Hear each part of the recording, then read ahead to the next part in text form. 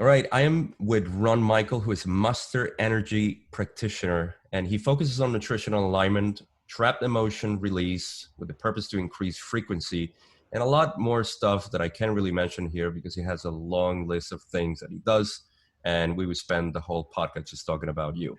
But most importantly to me, he's a mentor. A few people know about him, and I've mentioned him a lot in my content, so to me, it really is a pleasure to have you here with me, Ron, and uh, really grateful for all the things you have done in the past for me. And this one is one of the biggest that you have agreed to do. So thank you for being here.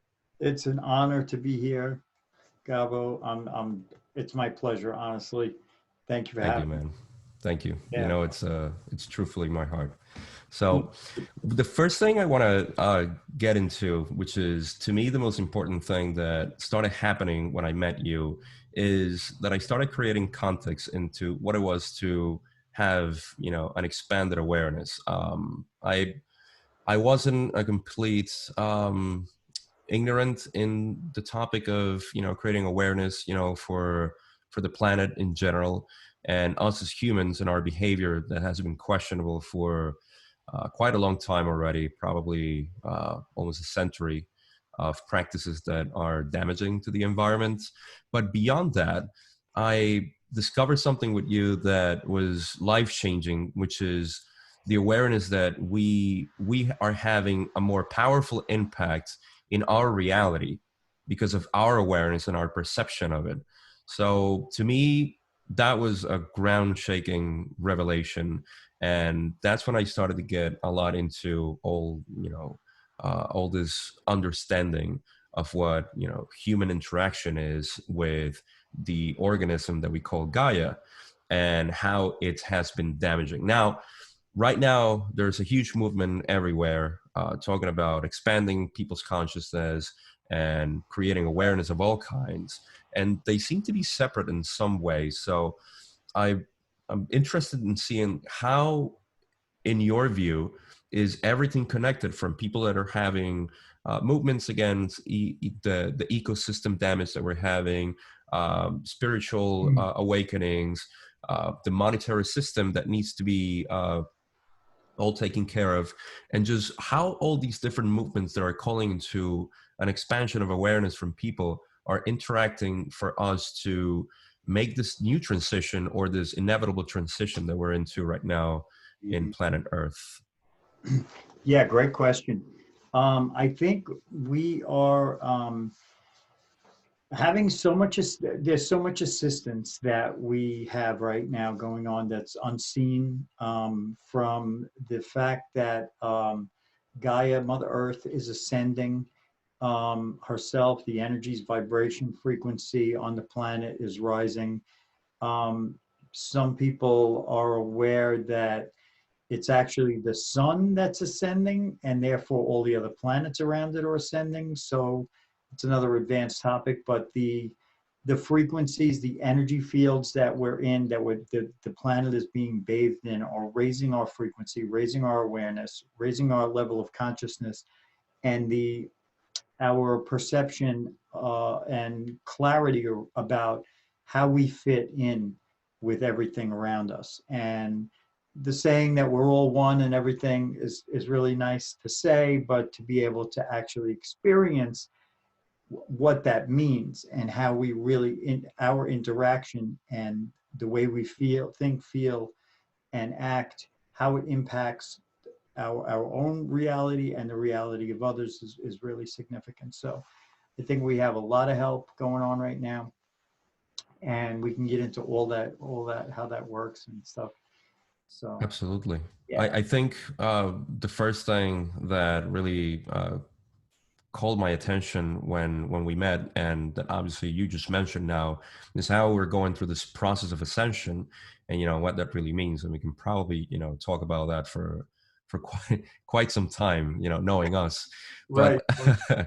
um, to me, uh, does this mean also that this process of energy that we're going through right now, um, do you think that's also causing all this this global movement which is almost like not even coordinated, but it's just happening in different sectors, but they all have the same root when you analyze it from, from a holistic perspective.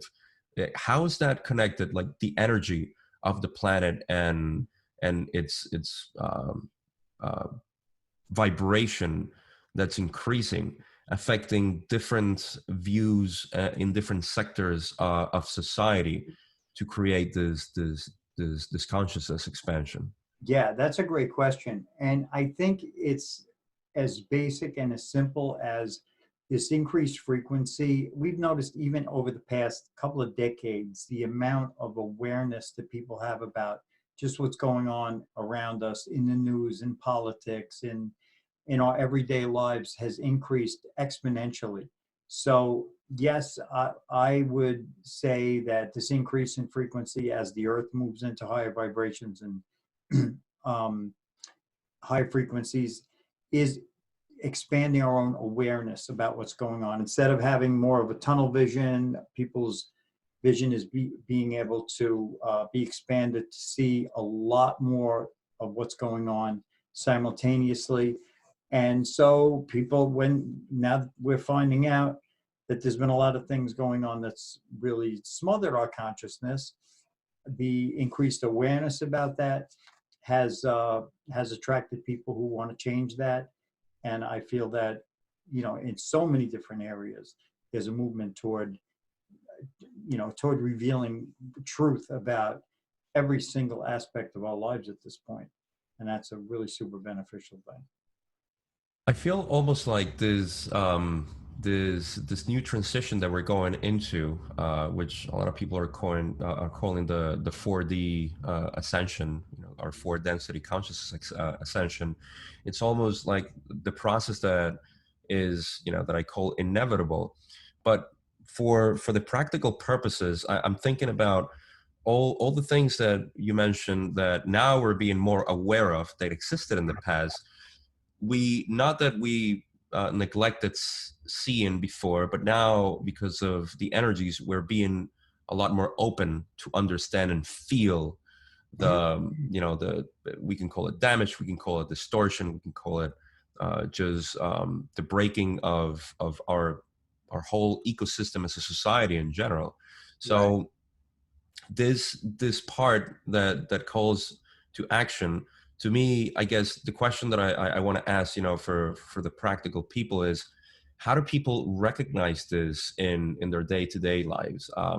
Some people may feel like if they're not having all kinds of perception shifting, and if they're not fully aware of everything, they may not have anything to do with it, or may not even feel something. But is there something that people can start seeing that they can relate to and say, gosh, I never thought about that before, but now it's coming to more sense to me now?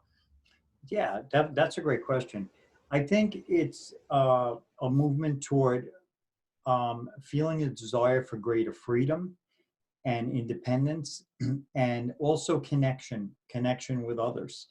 And when this veil is being lifted, our natural propensity as social beings, this individuality that's been um, really pushed, and this separation that's been pushed as something, that the control system, as I call it, has instilled in us, is not seeming as natural to us anymore because of our awareness is being raised. So the the desire for connection between other individuals and groups, and as a whole society as a whole, is increased, and the desire for freedom from structure, and is something that I feel like maybe people might start noticing. If they so.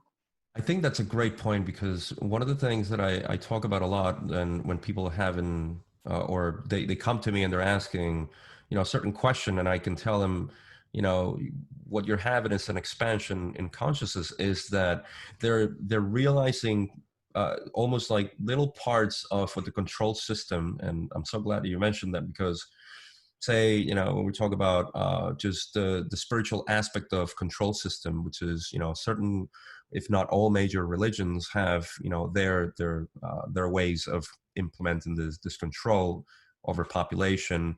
It could be politics. It could be just cultures that have been kind of synthetically organized. People are having now this disconnection from that, and now seeking more than ever a reconnection with everybody else. What's interesting also that you mentioned there, and I want to ask you, is that I talk about this a lot, and is the level of consciousness that we are upgrading to and where we're coming from, that also makes us disconnect for what the control system or any kind of system that separate us, because that's the density of consciousness that we're trying to pull away from, or not we're trying to, we're inevitably going away from, which is separation. Mhm. And in the same context, or by the same token, now we're pushing more towards cohesion or unifying, with each other. Mhm. How do you see that playing a role into everybody now seeking more? This more than a movement, it's something that comes from the heart now, to Right. start reconnecting with people more. Right.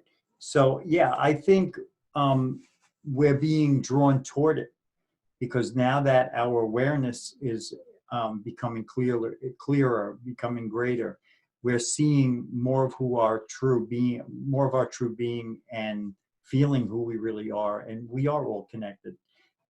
So there's a natural propensity toward that, I feel, and just it's more of our natural state. So as this veil is lifted, as these different aspects of ourselves are revealed, I think that it's just a natural state of us being desiring more connection. So hopefully Beautiful. that answered that question.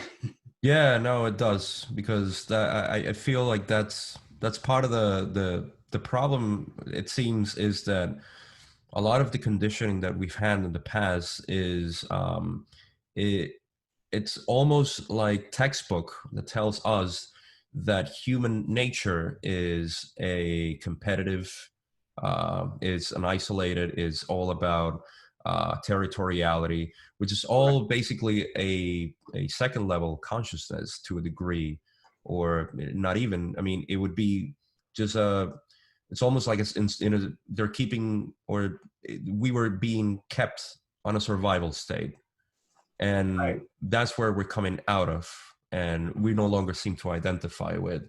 And I think you think that's also a big kicker, for people to start getting interested in increasing their awareness and finding these answers. Yeah, definitely. People are seeing that now, that it's what we've been encouraged to believe has been artificial, and really is kind of a divide and conquer kind of strategy. If we want to get into, why this has been a kind of, and I'll use the word imposed on us, is to keep us, our level of consciousness and our awareness about things subdued. So as we become more aware, and it's just a natural thing. We see that we're much more connected, and that we're more cooperative in nature. And as Bruce Lipton talks about, especially, we're finding that it's more about cooperation than competition, and that's the way all of nature operates. Although we're conditioned to focus on how predators eat prey and things like that. If we look at the more of the natural order of things, it's more a cooperative environment that keeps the world going the way it does. Sure. This reminded me of, which kind of fits perfectly with what you were saying, that the Darwin theory has been kind of kept the same way. We also have some historic paradigms that we know are already questioned by actual evidence that we have. Right. So Darwin's theory of survival of the fittest and competition, it's almost like an obsolete idea. And it's because by observation and even by his own words in his book, he said that anything that questions or can defy what I say here, and he mentioned it in his own words. I actually find it very I forgot what the word is, but it sounded like crazy or absurd. He had a penchant for uh, very crafty words, but he Yeah. said it was kind of crazy, you know, to believe that his theory was, you know, was how we could describe the world. But now we have found more than enough evidence to show that we are cooperative, and even not us humans alone, but Gaia as an organism in general is Right. it's a living organism Hmm. that manages everything, almost like we as humans we manage everything in our body.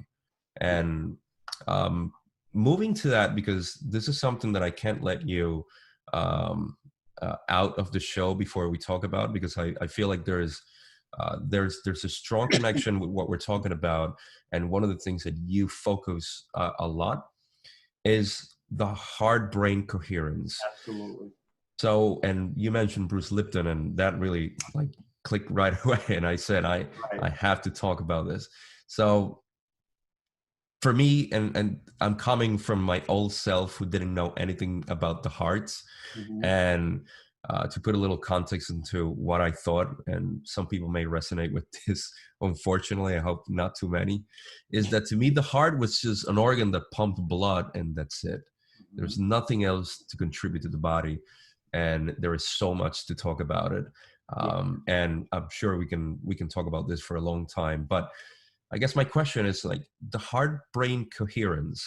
Hmm. How much does this play into somebody, a role into somebody who is trying to become more aware and more uh, uh, develop a better perception of the real world that they're living in and make a congruent message of what is being portrayed out there? This connection that we seem to have disconnected for a long time, Right. how important is this for people to start reconnecting the heart brain, and what does it actually mean in this whole context of awakening? Yeah, that's a great question. That's a really, the answer to that is so multifaceted, as we both know. Um, I would say, to begin with, our reality is an electromagnetic reality, and many times people can look into Greg Braden, Bruce Lipton, um, and the Institute of Heart Math for more information about this. They've done some groundbreaking studies on the actual science of the electromagnetic field and the electrical activity of the heart and the brain. And they have discovered also an actual brain within the heart. And they've discovered that the heart is many times, possibly 100, 500 times more electrically active than the brain, and many hundred times more electromagnetically active than the brain. So even though we think this is where our greatest intelligence is in the head, it really, we're finding much more evidence that the greatest intelligence lies within the heart. And there's also a small um, what they're calling heart brain of 40,000 at minimum cells that are exactly like brain cells, which they are finding actually have memory and the ability to remember things that's stored within in the heart. And this has been evidenced by so many different scenarios, situations. Even people who have heart transplants take on the memories and likes and dislikes and some personalities traits of the donor. So there is certainly a lot to be said for this intelligence of the heart. So the coherence part of it comes where as we know, the mind is sometimes continually going. And Bruce Lipton, another one who's another one of the facts that he has come to conclusion about is there are, for most people, about 60,000 thoughts a day, and the majority of them are not even elicited, are not useful, or just repetitive. So what's going on there is just a lot of like mind chatter. So what we've seen is that this is a distraction. This brain can be, when it's channeled and used in a way for purpose, it's extremely powerful. And then when we combine them, and there are different exercises to do this, naturally, we with some of that, combine the heart with the brain, coherence meaning that they're in some sort of synchronicity, the intelligence, as we can imagine, of a being becomes that much greater. So there are many different ways to look at that and access that. And this is a new science that and new studies that are becoming very, very popular and showing a tremendous promise in changing our awareness, our consciousness, our productivity, and our ability to shift things for ourselves in health, mental, physical, emotional, and all aspects. It's amazing that you mentioned that. I think one of the things that just fascinate me about this is that it seems like this is the portal for us at this moment when we start developing this new, I would call it even superpower, to start Yeah. creating coherence between the heart and brain. First is recognizing it, which, you know, now, like you said, the Institute of Heart Math has been doing for quite some time already. Right. And it's been showing amazing results. Mm-hmm. So by developing this connection, we are now enabling I go back to what you just mentioned of how much chatter we have in our Yeah. brain, and it's almost like we have the antenna disconnected from the TV set, and you're just catching too much static. But that static is just being held there, like not going up and down. It's just being cyclically, moved around Mm-hmm. day by day. So creating coherence with the heart, Mm-hmm. how does that, what does the heart have to contribute to the brain? What do you think is the main role of the heart to send this information? Because if I remember correctly, there are two, in part, I'm not sure if this was the Institute of Heart Math, but they determined that there are two ways the heart and the brain connect, and the one leading from the heart to the brain sends a ton of more information, and a ton, me in my not very well informed amount of information that is sent, but I know it's a lot more than the one receiving from the brain to the heart. Exactly. Right. But Mm-hmm. it seems like there's a lot of information. So what is the heart trying to tell the brain that the brain has not been listening to? Yeah, that's a great question, and I know that's still being studied. But what I would surmise is, since our feelings and emotions have so much incredible power, and this intelligence that's in our heart can create so much. It may be, and I would say also, keeping in mind that the mind does not like change, and once it's in a pattern, it does not like to get out of that pattern. That this could be something, our true nature maybe lies in the heart much more so than it does in the brain. And I would surmise that there's some of that going on. But to be truthful, I think there's a lot more to be discovered about this. And also, as you said before, there's a vortex, literally, a vortex of for a lack of a better term, of space time. This is the tiny space of the heart, has been mentioned for thousands of years as a place to go in meditation, where we can create from this space. And this is there's a common theme in the work, as you and I have studied with Drunvalo Melchizedek, Um, there's a meditation, entering the sacred space of the heart, and getting used to being in that frequency of dropping our consciousness from our head into our heart is actually, in the Drunvala's words, the definition of ascension. So third density, the older, let's say, consciousness is our spirit and us being in our head, and moving into higher densities and higher awareness and consciousness and potential is moving back into our heart. So I think there's a lot to be said for that, and we're still exploring what that all means and how much power that's going to give back to us. You just want me to open into speculation, which I really, really love at this point because that's all we can do, but it's so much fun. And just when you mentioned that vortex that we have in the tiny space of the heart, Right. I can go on, inside there and ask a lot of questions that we'll probably leave it for another show. But going back to the heart, and now with speculation, let me ask you this, because I feel like there's something there, that within the question of how the brain receives information from the heart.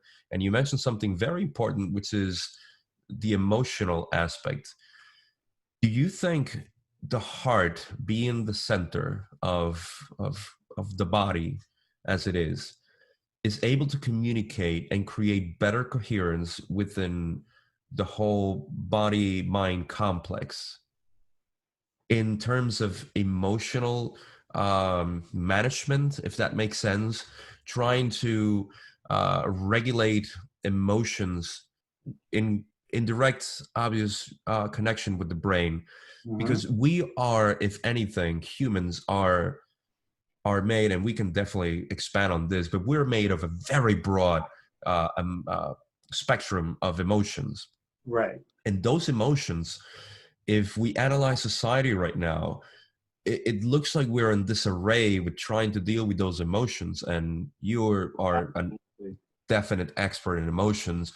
So is the heart maybe the key for us to start creating that congruency with the brain into dealing with those emotions in a rational way, that our body can actually survive and not be in the survival mode, and also not being able to deal with the lack of love, or the ability to give love, on the other hand, and everything else that relates to emotion. I'm just really interested in the part of how the heart creates a better understanding in our body mind complex with emotions.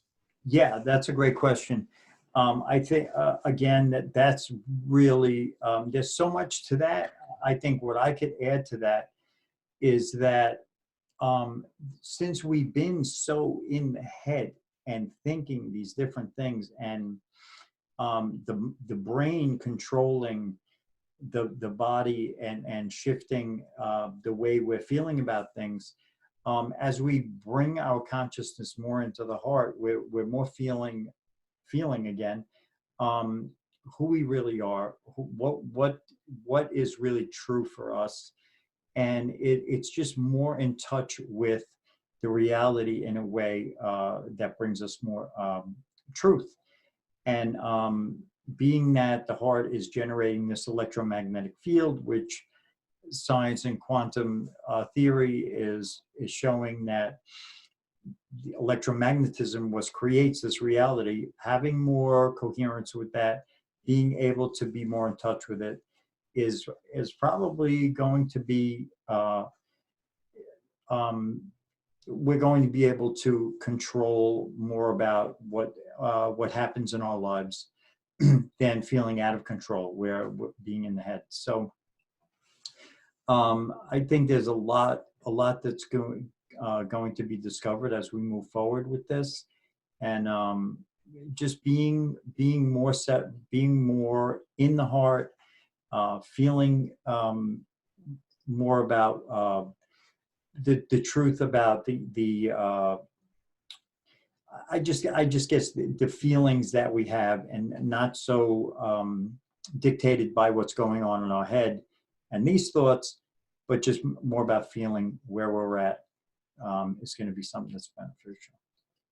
Yeah, I feel like that's one of the biggest thing that has happened, to me over time, and I still have so much to reconnect and start feeling, because it seems like there's Yeah. a lot to benefit, there. And it's almost like the next step that we need to take as, humans who are evolving into a different consciousness, um, right now, actually. And this is the transition process. Yeah. So before we leave this topic and probably end the show, so I'm mindful of your time, Oh, thank you. what is the key takeaway for anybody who's listening that they can probably start working now if they're interested in reconnecting with the heart? Is there, I know, that we're, as a society, we're fixated with, magic pills and quick fixes, Right. but is there anything that you could advise anybody, say, you do a one-time consultation with somebody and, they're really interested in this. Is there any golden nugget that you give them, to at least meditate and think about creating this awareness of the heart and Mhm. its importance in the body? Yeah, sure. I do a little exercise myself, and I show this to people that it's really super simple. And this was inspired by Greg Braden, I have to say. Just touching the chest here brings a person's awareness right down into the heart area. And taking a few deep breaths, I just tap one or two, three times and take a deep breath in and imagine the information from the heart moving up to the brain on the in breath, Hmm. and then relaxing and tapping once or twice, taking a deep breath in, and then on the out breath, imagining the information coming back from the brain down into the heart, and just creating that circular pattern. And also, as we focus on our breath, we're relaxing and bringing our consciousness into the heart. And it's calming, it's relaxing, and it also brings our frequency into alignment, calms us, and creates this heart brain coherence, so that we're able to start tuning into and acclimating to what that's going to be like as we move forward. And I find that to be something that it's really calming, and it's also puts us in touch with our true self, our higher self. And so also this, as we know, there's several meditations that, especially ones by Drunvalo Melchizedek, that go into, one's called Entering the Sacred Space of the Heart. That's on YouTube. We can always put a link for that. Absolutely. If you want to check that out, that's something that's a go-to for me, and has been for a long time. And gets us in touch with Mother Earth and Father Sun, as he refers to it, and our true nature. And it really puts us in touch with the universe and the greater intelligence that exists there.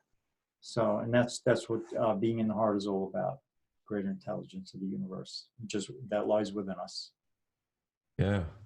So grateful that you share that with us, because I just noticed something, because I remember that exercise from Greg Braden, but you have a skill into adding things to certain exercises to improve the quality of it. And I know it, by practicing, many things with you.